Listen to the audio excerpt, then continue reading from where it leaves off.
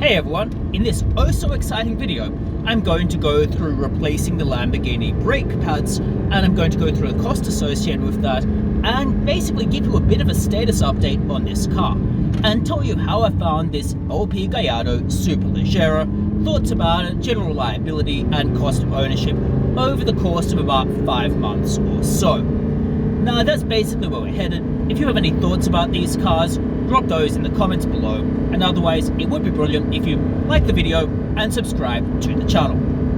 Alright, so basic background, I've had this Gallardo Superleggera for probably around 5 months, 4 or 5 months. I've kind of lost track of it.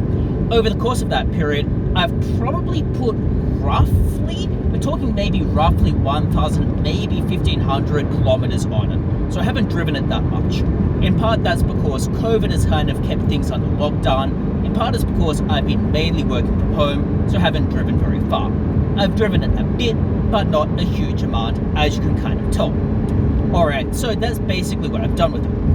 So, in terms of the brake pads, which is basically the purpose of this video, what had happened is the pads were kind of squeaking, or the brakes rather were squeaking. Obviously at the time I wasn't sure it was the brake pads, but I kind of assumed it was something to do with the brakes, so it was pretty obvious.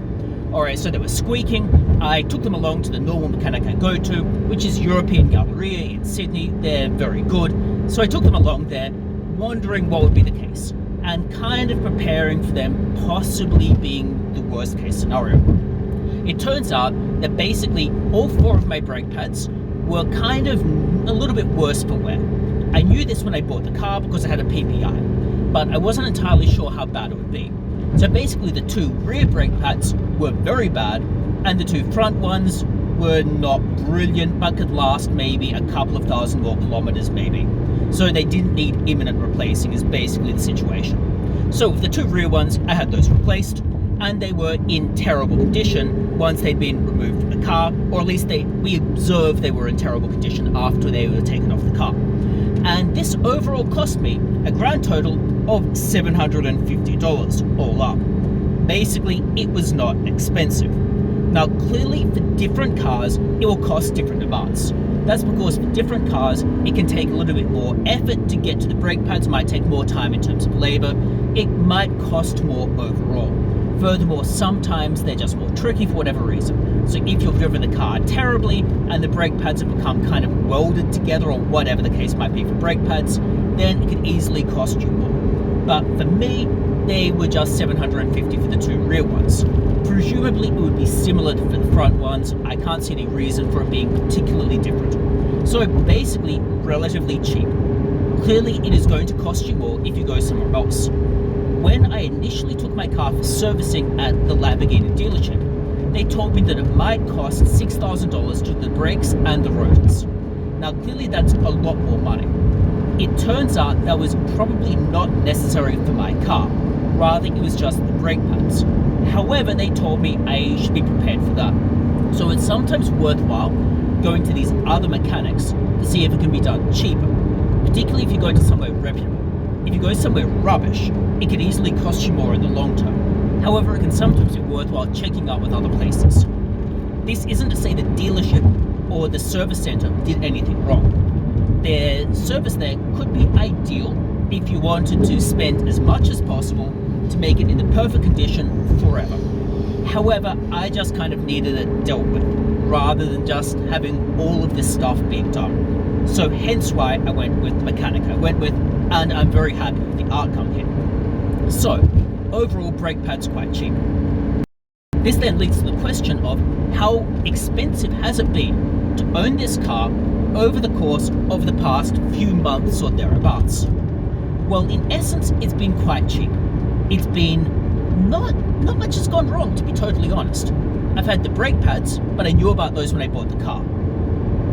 And I paid a price that's commensurate with knowing that some things might need to be done, i.e. knowing that maybe at some point I need to replace the clutch, knowing the brake pads were quite worn, knowing there were some issues. So I'd already factored that one in. So that was basically what I'd factored in, so $750 for the brake pads. In terms of other costs, when I bought the car, a couple of the coils it seems had gone bad. So I had those replaced at the same time as I had the registration inspection done. registration inspection is mandatory for me to be able to register the car in New South Wales.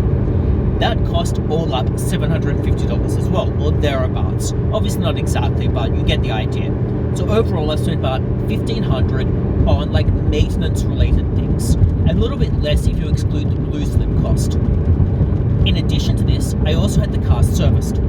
I had the car serviced at the Lamborghini service center.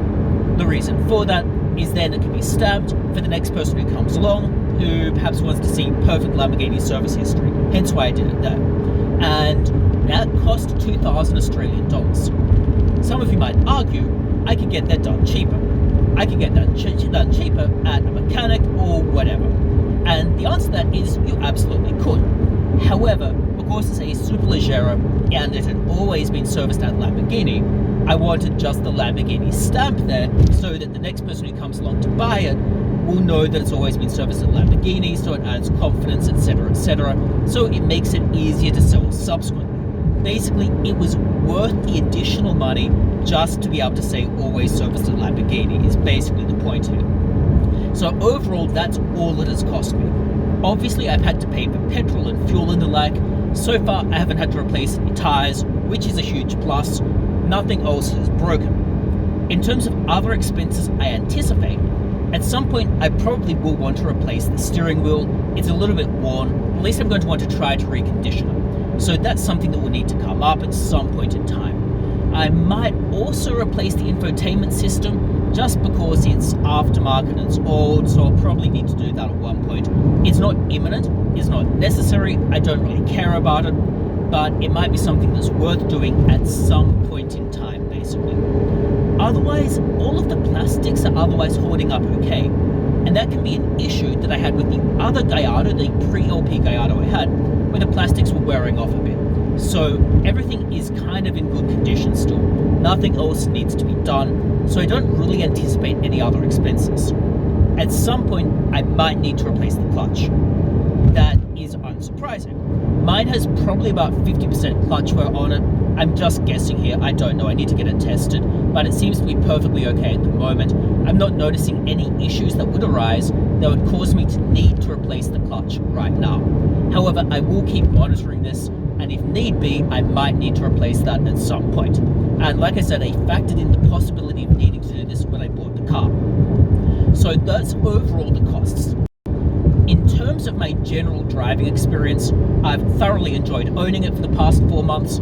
I haven't driven it that much, but the bits that I have driven have mainly been on highways and the like, between like apartments or between apartments and work, so I found it to be very pleasant to drive over that.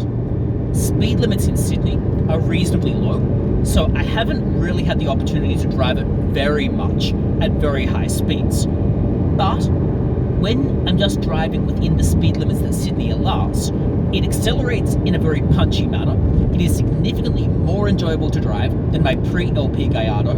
I specifically like the acceleration a lot more.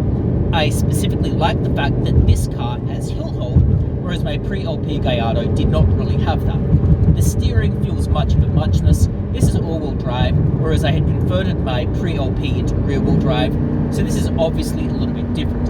So overall, I found this to be a much better experience in terms of driving, other than the fact that I'd kind of like a rear-wheel drive car. So that's pretty much a summary of the car so far, how I found it and the like. Overall, super enjoyable car. So far, it has been incredibly reliable, very little has gone wrong, and what has gone wrong are the types of things you would expect. Brake pads are the type of thing that wears out, and I knew this when I bought the car. Coils are the type of thing that can go when it is sitting, when it's traveling across the country. And it had been sitting for like 3 weeks, basically waiting to get from Perth, the other side of Australia, to Sydney. Type of thing that happens, perfectly acceptable normal wear and tear. Nothing else has really occurred, so it has been incredibly reliable, and I really like it. And I prefer it significantly to my pre-LP Gallardo, even though some people will remark that this sounds less insane than the pre-LP Gallardo, and that would be accurate. This is a better driving experience overall. So that's basically a summary of the brake pads, how I found the car so far, and in general terms what I think about it. If you have any thoughts about this video, or about the car, or about anything else, drop those in the comments below. And otherwise, it'd be great if you liked the video and if you were to subscribe to the channel. And I very much hope to see you for future videos as well. Bye.